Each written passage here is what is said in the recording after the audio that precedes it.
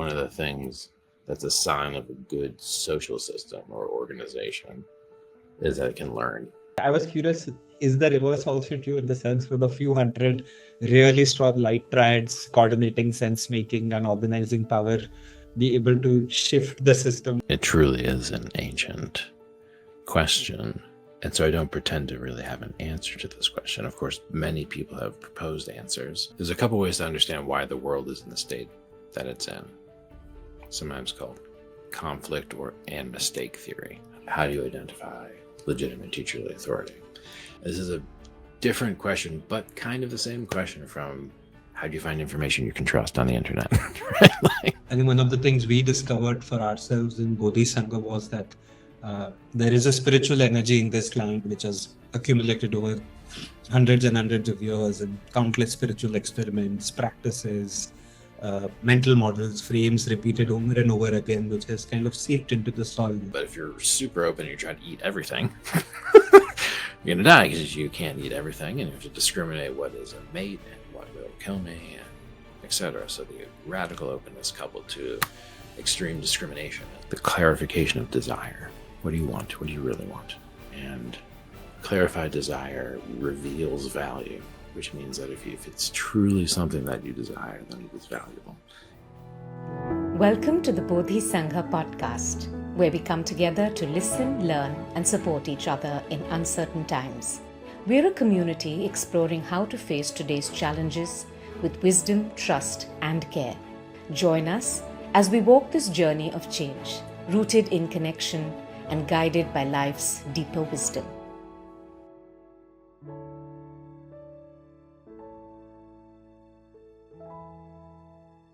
Namaste, good evening, and welcome to yet another edition of the Bodhi Sangha Podcast, where we meet leaders from around the world to understand what's on with the meta crisis and how do we respond to that. Today, I'm very, very privileged to have a guest, a person who I personally really admire and follow, a person who globally is somebody whose articulation informs a lot of our views and perspectives. I have with me Dr. Zak Stein.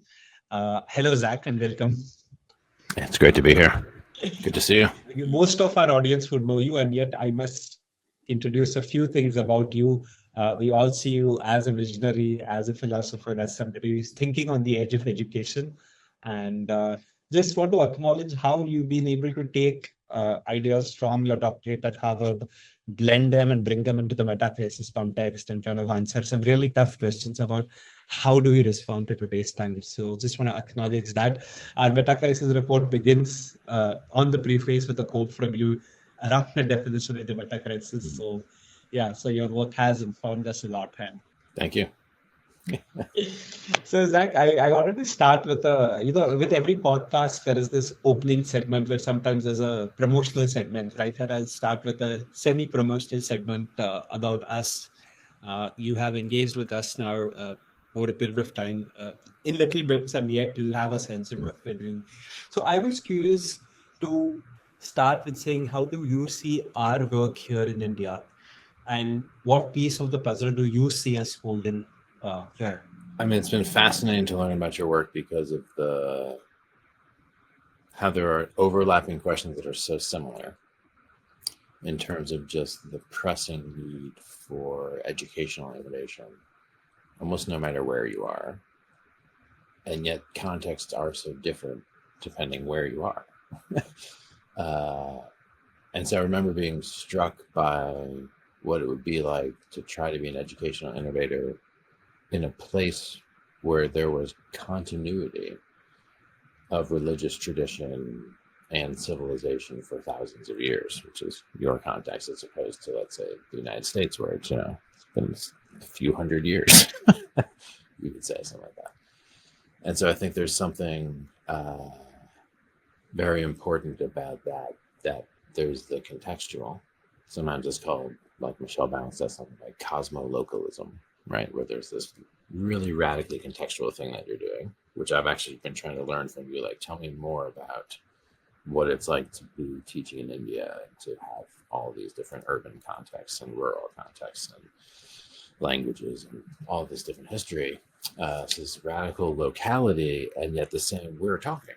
and actually asking really fundamentally the same questions in many ways. And so there's that sense of the relation between the planetary and the specific, and the kind of cosmic and the local. And so in that sense, yeah, I see this type of educational innovation that's also what I would say is like post-secular. Now that's a term that we use in the United States because, you know, if you go kind of like Western Europe and then you go pop over the ocean of the United States, and it just keeps getting kind of more secular, as it were, at least. Whereas you're in this very different context. And so I remember discussing earlier the frame of meta crisis in terms of Kali Yuga, as opposed to just merely some crisis of technology and history. It's a little bit of kind of my reflections on your work, not knowing really too much about the specifics. I mean, I know some of the types of practices that you do, and read a lot of your materials. So I've been thrilled to be in conversation, learn and can learn from you all. It's been great and interesting. Yeah, thanks for that, Zach. I think the local and the cosmic, I think, and how both of these interplay to create what's required. And when I think about it, the nature of our challenge also seems to be both planetary and local, right? In the sense that at one level, I don't know if there has been a bigger educational challenge in the history of humanity where your classroom has to be the entire planet, where subject is interdisciplinary, it has a cognitive, emotional, spiritual component, and we're all trying to power through in a very limited amount of time. So at a global level, it seems like a really, really difficult educational challenge. And then a layer on top of it is that we have to contextualize it into our culture. So I'm curious, do you also see the enormity of the challenge in this way? How do you frame this education for meta-crisis challenge? Like, how are you looking at this challenge and responding to this huge challenge? Seems really huge for me. So let's see. Like I was saying, it's challenges within challenges within challenges, and so again, the cosmic and the local. So at the highest level, as a civilization, we're not learning well. Like one of the things that's a sign of a good social system or organization is that it can learn. You know, like if you survive as an organism, it's because you've learned. It's because of a bunch of other things, but it's also because you've learned. And it's clear that at the macro level, at the hugest level, there's a coordination problem, and that's a learning problem. We both haven't learned how to get along, and we also haven't kind of learned from our mistakes, as it were. So we've built an environment that isn't responsive to what it does in such a way that allows it to change what it does so that it can continue to survive. So at the highest level, we have like a civilization scale crisis of learning, let's say. And so that's very hard to intervene into because it's both individuals in that system at the highest level and the legal codes and business practices and a whole bunch of stuff that impede learning. And so that's a serious challenge. And then as you move down, you come into, let's say, the inability of, certain sectors within an economy to learn. So if you look at something like the packaging industry, right? Like most of the waste in the ocean is packaging. Right? Most of what you buy, you consume. But then you throw away what it came in. And so the packaging industry is one of these examples that needs to be in like a rapid cycle of learning iterations to improve what occurs and then eliminate the waste somehow. And only very small pockets of that industry are able to do that right now when it should be happening like really, really rapidly. And so that's a small example of like just the industry scale learning crisis. And then you can drill down into more specific, and then we get to the individual, right, or the community, or the family. And so there's just these different scales, and it's kind of like, depending on how you imagine yourself as an educator, all of those interventions are educational interventions. And you can look at the kind of, I don't know, you could say the complexity of the task demands and how hard is it to do something. and the complexity of the skill you have on hand. And then you can see that mismatch between the skill complexity and the complexity of the environment. So I lay that out in my second book, just as that's the nature of a learning crisis. That what's being required from you by the environment is greater than your capacity to meet it. And we're having that on multiple scales and across multiple domains of capacity, meaning it's not just a hard math problem. It's also a social coordination problem, meaning getting along with people problem. So that's like a biggest framing. And then, so depending how you want to talk about it, you could talk about it. What do you do as an individual, or what do you do as a school, or what do you do as a city, like as an organization? So there's a bunch of ways to think about it. And there's some kind of meta curriculum, which applies at all levels. And we can kind of talk about that. So that's my biggest frame. And again, some time ago, I was speaking about the meta crisis as very fundamentally an educational crisis. And I still think that's true, although of course it is much, much more than a crisis of just the schools or something. But the inability for civilization at its largest scale to learn about the effects of what it's doing in such a way that it allows itself to continue is what learning is. Learning, right? And so if it can't do that, then it's a failure. So let me pause there and see if that was useful. It definitely was, Zak. Sure. I'm going to zoom into a very, very specific type of learning that we are trying to work on, which is building the relational field and the capacity to get along, the capacity to coexist, so that we may be able to sense make together. Right? So our entire work is about building relational fields to improve sense making, trusting that good quality sense making will enable coordination, because the quality of sense making itself will inform action. And when I zoom into this capacity, just what is it to build capacity to coexist? What is it to build capacities to truly become one and sense make on scale? I'm just curious about how do we solve this ancient problem of us being able to trust each other, lean into each other's beings, and just sense make our way out of this. And sometimes I feel that's all we need to do, that we're able to lean into each other, sense make our way into the solution. Right?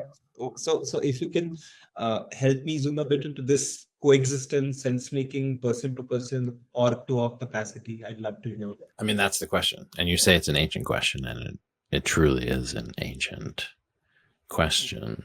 And so I don't pretend to really have an answer to this question. Of course, many people have proposed answers, and good answers have been adopted. Systems decay. So there's definitely evidence in human history of times when we have more or less gotten along. And so that's important to get. There are peaks in certain ancient civilizations, and then indigenous cultures, and then kind of like moments in history, places in the world where there has been kind of like large scale, relatively peaceful social coordination. So that's just worth noting that what we're trying to do here is possible. And certainly at a small scale, like a family scale, relationships, friendships, small groups, you can see amazing things happen in terms of that. You can also see horrible things happen at that micro scale, right? So this is a known thing. Just first to note that it's like not a miracle we're trying to get to happen, but it is in some sense incredibly difficult for a whole bunch of reasons. There's a couple ways to understand why the world is in the state that it's in, sometimes called conflict and mistake theory. I don't know if you know conflict and mistake theory, but mistake theory basically says we are where we are because people tried their best, and mistakes happen. We can't see everything, and so this is kind of like happened by accident, as it were. So like, we were manufacturing cigarettes because people love cigarettes, and we didn't really know that it caused cancer. And by the time we found out, it was too late. And then we tried to put clamps. It was, mistake theory. The other one is conflict theory, which is basically that, oh no, it was not a mistake. It was a relationship where there was a taking of power, or a taking of advantage, or a taking of extraction. or violence or self-centered.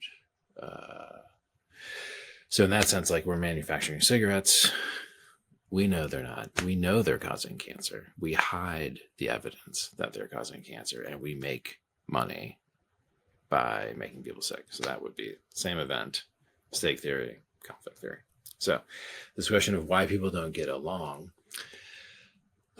is in part because some people are not interested in, so it's just worth noting. So the people who want to get along often find it hard to model those psychologies, which are the ones where the people kind of like. And the simplest of this is just the quote unquote disagreeable personality type, right? But the more extreme version of this is a kind of antisocial or criminal personality. So one thing to note is that it takes one or a very small number of people who are willing to act in an antisocial way, which means, you know, cheating, stealing, violence, lies, like all that kind of stuff, like radical appropriation of things to self, like all things. It's a very small number to disrupt quite a large community. We're talking 200, 300 people can get completely disrupted by one or two or three bad actors, sociopathic actors.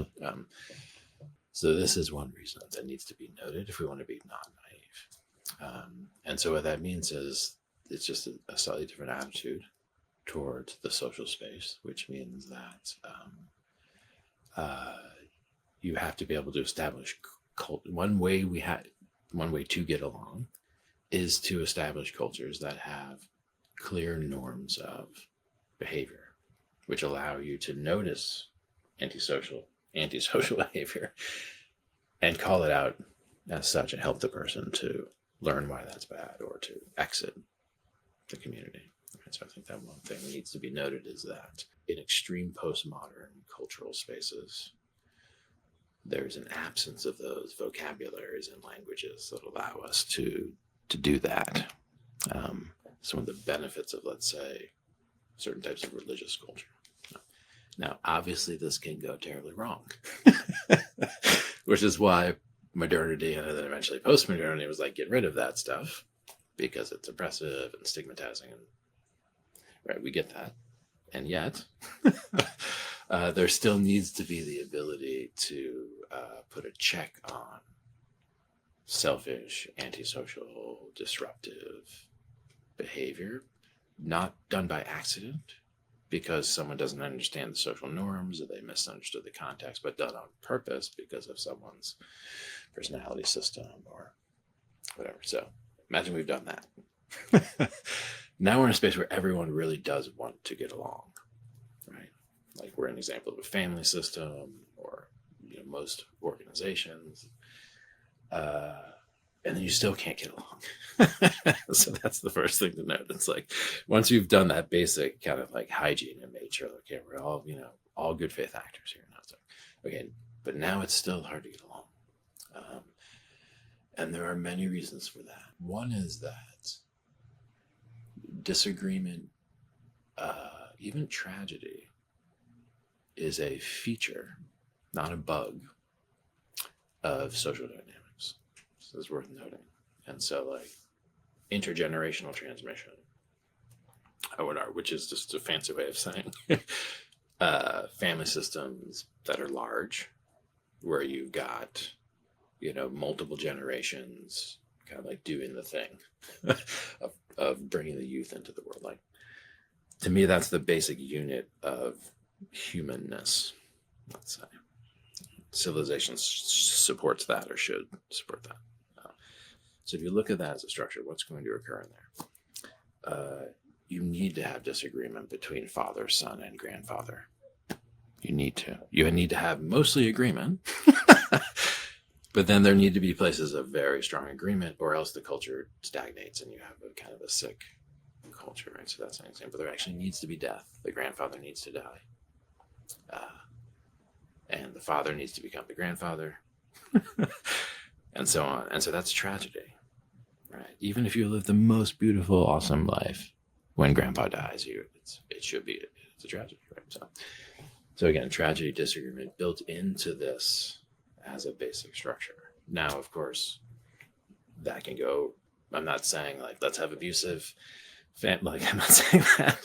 What I am saying is that to understand that a lot of what we think might be it's not working because it's hard. No, it's supposed to be hard. So again, once you norm the things that are truly antisocial, then you're in the space of the permissible tragedies and the appropriate tragedies and the real difficulties and the personality tensions that are truly generative, even though it makes it hard. And then you have to figure out what is tolerable, how do people grow, how do we grow together. So I think that would be the first thing, is kind of like, once the whole group can accept, like, oh, that something bad happened or that there was a disagreement doesn't mean we all leave and we cancel the thing. I'm like, no. Like, this is what is supposed to happen. And then you can relax into that. And people who really love one another and stuff know that, because they know that, very strong father-son bond, or father, or daughter, mother, or son, mother, or brother, sister, where it's like, you can disagree on that. You'll be completely fine. So that would be the first thing I would say, in a sense, because of the absence of this surrounding cultural support that I think used to be there in more traditional communities. There's a kind of sensitivity to wanting everything to feel good all the time. But that's not what it means to succeed in one of these situations. So I think there's that. So that. And the final one I would say is just distraction. You can't be distracted from each other if you want to live together and work together and stuff. Like, which means the screens and entertainment and a bunch of stuff is one of the reasons that we're failing at this. Because there's just not enough time. Like, you have to spend a lot of time just talking about what's going on. And if you're rushing to do everything without a good reason, meaning like you're distracted, then that also makes it very difficult to marshal the attention and energy needed to live with people. Again, to me, that's a kind of common sense. It didn't used to be hard to do that, So there's only so much stuff on TV, right? And if you're busy because you're talking to people and you're coordinating with people, that's different than if you're busy because you're alone looking at your screen, being entertained, right? And so that would be another thing I would just note. Just be mindful of that. I mean, sitting together as a family watching TV is awesome, but you're also not talking about your lives together, right? So you have to think about the ratio of that. Wow. So Zach, there are a lot of interesting threads there in what you've shared. Particularly, we live in a culture in India where the family structures are still fairly intact, and there is some amount of intergenerational knowledge transfer, but there's also a love for harmony. Where there's a conflict aversion for sure. Like, it's almost like the blue mean that doesn't want to surface conflict and wants to preserve a sense of harmony because there is this fear. And I think for me, the question will also move to what you said. This is that even a few hundred people can destabilize the system, and you need to keep the dark triad out, perhaps, and find a way to do it culturally, legally, morally. I don't know whichever way. But I was curious, is the reverse also true, in the sense with a few hundred really strong light triads coordinating sense making and organizing power be able to shift the system? Like, do you see that as a possibility? I think that's kind of part A of my question, that because at Bodhi Sangha, that's our working hypothesis, and you have to get 1,000 people, virtuous people who are at leverage points, sense making together, coordinating actions, and maybe we will create a counterbalance that could work its way out from this stuckness. And the part B of my question is around families, that there are not only families of blood, but also found families, right? So there is the family we were born into, which brings together the culture, the tradition, but there's also found family, the nameless tribe of all of us, right, who are trying to respond. And how does knowledge transfer in the found family look like? Because that itself is also, I feel, a critical ingredient for us to be able to learn quickly, right? Not just like my blood family will not teach me anything about the meta-Christ, but the found family is teaching me. Like right now, I consider you a part of my extended family. So just curious about these two things. Does the reverse hold true? And second is, in our found family, how could knowledge transfer happen? When you say does the reverse Whole true. What do you mean? Meaning that what you said, Zach, that if a few hundred Oh, moral okay. I remember. Okay. Yeah. is removed, I'm saying, Yeah. Yeah. if No, we the get a reverse holds true, but yeah. really virtuous people, sense making on leverage points and coordinating building soft power, can that shift the system also in the same way, or something more is needed? Right. And like I said, the second one, how do we pass knowledge across generations in our fond family? Yeah. I mean, it's so to the first one, this is a strange dynamic you find in a bunch of systems, which is that a system is very hard and complicated to build and then very easy to break. And so you're right that the reverse is true. So if there's an amazing thing happening, it's usually quite a few people working together who are committed to it, who are pro-social, holding something together on behalf of other people, right? So that's something like, this beautiful organic whole that's been created through trust and intimacy. And that is resistant to a certain amount of antisocial behavior, but not really that much. So this is, I think, the issue is that now, of course, if you're antisocial and you're trying to break things, you don't have a lot of friends. You may have some accomplices, but you don't have friends. So what that means is that those people who are able to do the work of holding it together will create structures and have historically created structures that kind of like bind those worst energies within the human system. So it's correct. It's the only way it's ever happened. But it takes a lot more of them cooperating in a more complicated way to counteract a fairly small number. And so it's a weird equation. So it's kind of like one of those things where it's like it's super hard to make an egg. Like how do you make an egg? Only a chicken can make an egg or something like that. Very easy to break an egg. And the number of things that have to go right for my body to work is many, many, many, many, many, many things, but it takes only ingesting one poison to die. Right. So that kind of weird asymmetry. And so it's similar with this. So that's why there's a certain vigilance. But yes, absolutely correct. It is the case that those structures built by this other mind, which is pro-social, trying to cooperate together to hold the thing for others and to facilitate intergenerational transmission. They absolutely can form these profound intergenerational bonds of love and trust.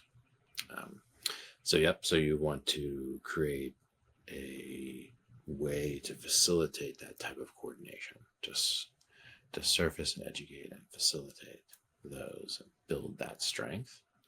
And if you do that a lot, then you don't need to pay as much attention to like keeping the bad guys out, because they'll be like, whoa, I can't even get in there, because it's like, look how close and like, how could I run my con game with a bunch of people who are this tight knit and who are this close and who love each other this much? How would I sow division in there? It'd be super hard. So they'll just leave for the most part. But in postmodern culture, where you don't have a lot, but you're still trying to form a group, then there's a way that they see that as an opportunity So I think, that's a very important thing to note. You want to get this critical mass of distributed intimacy, true intimacy and love, and that is that's needed. That's the second part of your question. Did I address the second part of your question? You touched it a bit, which was around the intergenerational learning. I'm just going to nuance the question in light of your previous answer. Yeah, please. Which is to say that then in postmodern societies, is there a role for moral power? Like, is there a role of an elder who says, hey, we're democratic, but this person needs to be here, out? And it doesn't make sense, but there is a wisdom to keeping the bad faith actor who's signaling virtue out, because maybe somebody with experience or moral power is able to put in that break in face of somebody who's like, let's include everybody anyways. And so wondering if there is a role for that moral power, those elders as an antidote to overdose of the green meme or the postmodern. Well, and this is what I'm speaking to. I'm like, that's one of the reasons the social projects fail, is because of that type of naive inclusivity, which is the breakdown of the languages that allow us to make distinctions about what's valuable, what's needed, what's appropriate. And so therefore we permit everything. And it's conflict avoidant, but it leads ultimately to conflict, because you can't deny what's actually the case, which is that some people are really contributing, some people are not, some people help the conversation forward, some people bring the conversation, focus it on themselves, you know what I'm saying? So it's like, that's just there for everyone to see. So the default stance of openness is the right stance. And yet what allows the openness to be beneficial is the establishment of a membrane that can exclude or at least transform as it includes those things which could be damaging to what's on the inside. Right. This is me thinking like an evolutionary biologist or something. It's like if an organism is not open to its environment, really open, it's kind of what the right hemisphere does. You're just openly perceiving everything without a prior model. If you don't do that, then you will not perceive threat and you will not perceive opportunity. And specifically, you won't be able to find food and a mate and other great stuff that you want. So you remain really open. But if you're super open and you try to eat everything, you're going to die because you can't eat everything. And you have to discriminate what is a mate and what will kill me, and etc. So the radical openness coupled to extreme discrimination, as it were, or conceptual distinction, running those both. This is the point McGilchrist makes. It's like, we're so tired of the discriminating mind and the concepts and the language and the bigotry and all of that stuff, that then we swing to the non-discriminating open awareness mind, which is a very real, awesome trait of mind. And in some ways is better than that discriminating mind and more true. And yet really the thing to do is find the relation between them and move forward from that. And this is me kind of like doing Ian McGilchrist's work, which is it grounds what I just said basically in the deepest structural anatomy of the nervous system. And so in that sense, I want to say to people, we have to let everyone in. I want to say, yes, totally. Like, you're not going to just like indiscriminately put people away. So you want to have a sign that allows everyone to come in. But, you know, Emerson has a quote, something like, it's an aristocracy to which everyone is invited. Right. So we're not in principle excluding people, but we're creating a culture where it's like, for you to come in and join this culture, you will either have to transform, or you will have to exit, wait, come back, see, right? And that's the case for most cultures. That's one way to think about what a culture is. And the breakdown of that ability to figure out kind of like who's in, who's out, and what's appropriate, what's inappropriate, where, and that kind of thing. The breakdown of that. And Rene Girard writes about this in his book, The Scapegoat. And so the inability to kind of figure out what's right leads to the over-norming of evil onto a particular group. So it's a longer conversation. So there's a real dynamic here that you're noting, that tension. I think one of the things we discovered for ourselves in Bodhi Sangha was that there is a spiritual energy in this land which has accumulated over hundreds and hundreds of years, and countless spiritual experiments, practices, mental models, frames repeated over and over again, which has kind of seeped into the soil. And one of the things we've realized is that we have to tap into that spiritual culture and battery of this land if something has to go viral. Without tapping into that, there'll just not be enough energy to power any mean to a national scale mean. And whatever we're seeing succeed eventually at a nation state level has plugged into that spiritual cultural energy, for the better or worse, but they've plugged into that. And I think just connecting to what you were saying, that every culture has to find a way to keep the bad faith actors out and not let the evil the norm. The thing for us at least seems like we have a package of wisdom and spiritual energy that we have to unpack and use to clean up and to kind of regenerate. I think that's what we've been making some sense of here lately. That's what I'm talking about. But it is very useful because we have made these mistakes in the past also around inducing exclusion. And I think what I'm hearing also is this relationship between the left and the right brain, right? And a lot of it is about how do you find the balance between these two views and integrate them elegantly in a nuanced way rather than just like mechanically or saying this the discriminating mind and the open mind. As you said, I think that's the heart of the matter in some ways, right? Like whose place is where, what should come in where, and how should they dance together. I think those are the things that opened up. But I wanted to move to another question, Zach, which kind of further relates to this, right? I've always thought about kind of the value of a library card in a library, right? Like you can't read all the books, you can't read all the chapters, you can't go through all sections, but there is a library card. And if you get the library card, then even a large library becomes like, you know exactly where to look. And that meta competency, right, of the library card lets me access all the knowledge, but choose what knowledge is relevant when. And I have kind of wondered what is the equivalent of that library card, or what is that meta competency, right? Like saying that, okay, right now there's a huge educational challenge. There are several disciplines to be taught. There are several levels. And yet, if you were asked, like, what is this equivalent of handing over this library card to every person so that they may access the library of humankind and choose the pieces that call out to them and use those pieces in service of resolving the larger puzzle. So I guess that's what I'm wondering about, and I'm sure I thought a lot about is what is that those meta competencies or those things that should be with everybody, like literacy was. Like, what does that literacy for meta crisis look like? Like, oh, yeah, That's super interesting. It's a generational thing. So you, growing up in India, had a library card, which was important to you, presumably, or else you wouldn't have this metaphor, right? And that's interesting. I have to say, in the United States, library cards, at least when I was a kid, were a huge deal, like a big deal for me.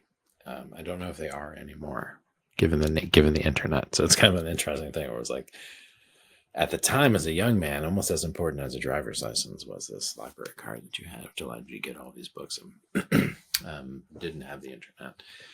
Now we have the internet, so the library card feels antiquated.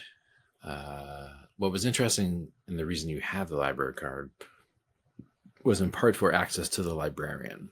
This is one thing I'll note. So, like, the library card actually made the librarian do things for you that he or she wouldn't do if you didn't have it, namely stamp the book and give it to you. But also you could ask questions. They would find resources for you. So the first thing I would say is that the first general skill you need to find is the ability to find teachers, to recognize teacherly authority. I think it's the number one thing. And I think there's a very strong instinct for that evolved for thousands and thousands of years. I mean, again, the long duration intergenerational transmission is our species specific trait. You know, like I was at a farm the other day and these lambs had been born like 2 days ago and they were running around, eating grass, doing basically everything they had to do to be a lamb, more or less, right? Humans are not that way 2 weeks after birth, in case you haven't noticed. They're pretty far away from having a job and making money and supporting a family. So it's like, so that is the thing we do, which means that we have evolved to be able to recognize the people we need to learn from to grow up. And a lot of that's been distorted, but it's still there. So the number one thing is how do you identify teacherly authority? Both virtual, meaning YouTube, and books. The library card allowed me to identify the graded. I mean, we called them like the mighty dead. This is what philosophers refer to. You eat the dead, you eat the mighty dead. And so there was just like all of that was available to the greatest minds, and like you could just go hang out with them. So that's a kind of teacherly authority that's not present with you. A lot of that online, too much, arguably. So it's easy to see, to my mind, that like the Upanishads and Plato when I was like 19, it was like, whoa, I probably didn't say Upanishads right, but these were these ancient Vedic scriptures were fascinating to me, and that seemed like so canonical. Like, how could you be a human and not read that and take the teacherly authority of that seriously? I got that from Emerson, right? Who also I took as a teacherly authority, who had some of the first translations of those in the West. But it's totally different when there's thousands of influencers. So the question of like, how do you identify legitimate teacherly authority under those conditions is a much harder question. So that would be the first thing I would focus on, is how do you identify legitimate teacherly authority? And this is a different question, but kind of the same question from how do you find information you can trust on the internet, right? Like, which I think is a oversimplification or a weird reduction of this deeper question of how do you find legitimate teacherly authority. If you find legitimate teacherly authority, usually they will have already done some curation of other resources. So Emerson led me to the Upanishads, right? And then the translator of the Upanishads was, I think, Ramakrishna or something, a very famous. And so I started to read his stuff, and then he led me to other things. So that sense of like how the teacherly authority leads you to others. So the other thing then becomes, once you've found teacherly authority, there's also this question of what is of unique value to you. So this is a question about your dharma, right? Like, what's the yoga of your intellect, let's say, or the yoga of your identity formation that is yours to do. And usually a good teacher will help you think about that. The best teachers will be able to see it in you before you can see it. And so that's key, because there's infinite number of paths through the information environment and through this landscape of possible skill development. So this question of what's my path towards getting the things that's uniquely mine to get is a very deep question. And I think it'd be like a good teacher will see things in you and explain to you that you've got potential for this, and, that kind of stuff. But there's also just a certain what we sometimes call the eye of value, which is just this comes out of the work of like David J. Temple and Mark Gaffney, and the clarification of desire. What do you want? What do you really want? And clarified desire reveals value, which means that if it's truly something that you desire, then it is valuable. Need and desire are related. Desire is this distinctly human evolution of the biological. So that, I think, is another thread here. So identify the teacher, start the work of the clarification of desire, which means clarify the eye of value, figure out how to see what is actually valuable and what is pretending to be valuable. And that is everything. Because right now, most of what you're going to encounter is pseudo-value or anti-value, but mostly pseudo-value advertising. It's pretending to be the actual stuff. And then you need to be able to be like, whoa, oh my God, this is actually valuable. Like, so these days I spend a lot of time reading.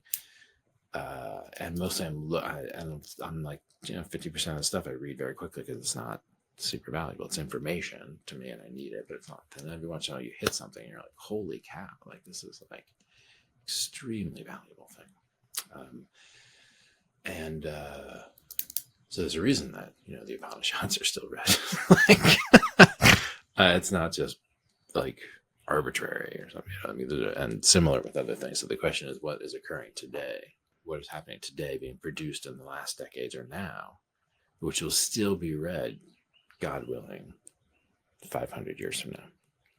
This is one of the things I ask myself when I'm not reading Plato and the Upanishads or something that's obviously of value, or something that I need to just be able to orient to the world. That's part of the cultural kind of churn of the contemporary sense making. But this question of how to do the deep learning is a very good question. So that's as much I can do in terms of like the most general stuff.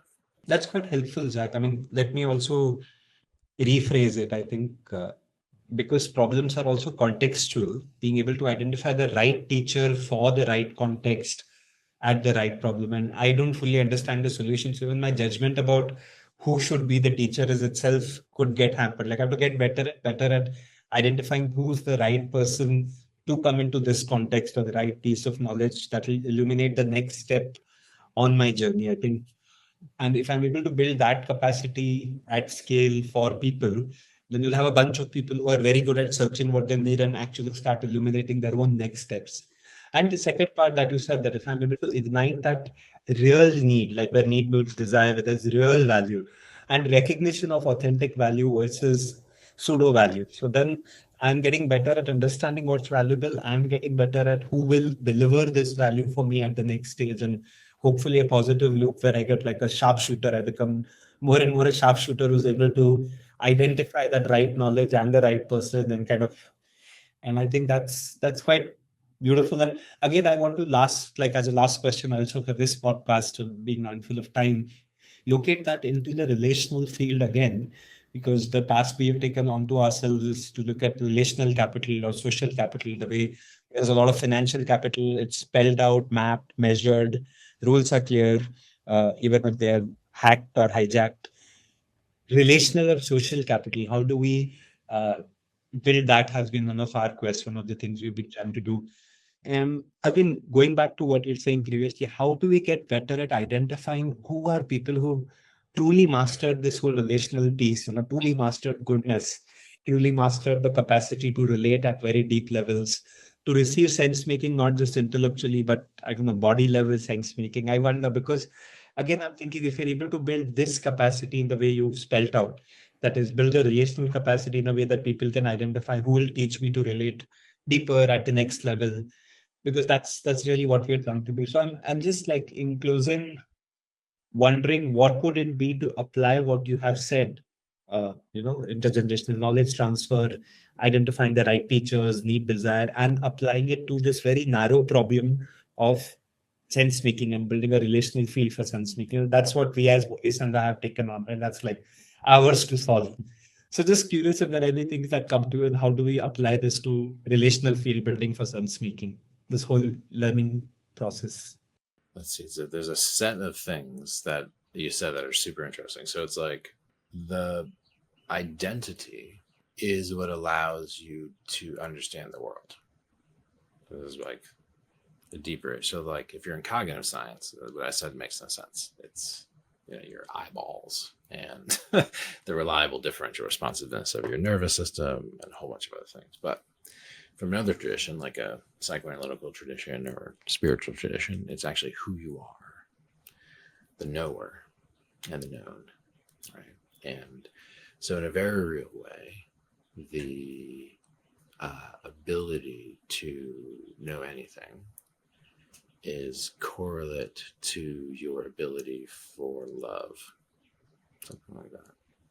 Sounds very cryptic, but it's actually kind of what we call a cosmorotic humanist, like epistemology, as it were. One way you know that someone is like good, at kind of being in a relational field, is that they would not claim to be a master, and would be super good at getting feedback, seeking feedback on how they're doing in the relational field. That would be the first thing. So anyone who comes into a relational field claiming to be the master of the relational field, then dominates the relational field, doesn't seek feedback, or is reactive to feedback, just prove the point that they're not good at it, right? So that there's things you notice about a certain type of openness, a certain type of willingness to learn.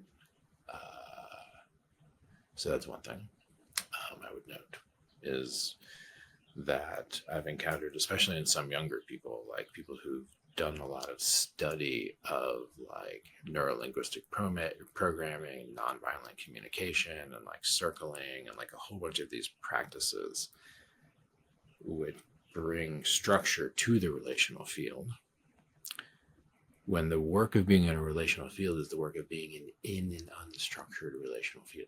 So like if you come to a relational field and the only way you can be in it is to structure it, that's not the thing, is the unstructured relational field, right? So that's, I think, the first thing. So just being trained in that stuff doesn't mean you're actually good at it. It could be actually avoiding it.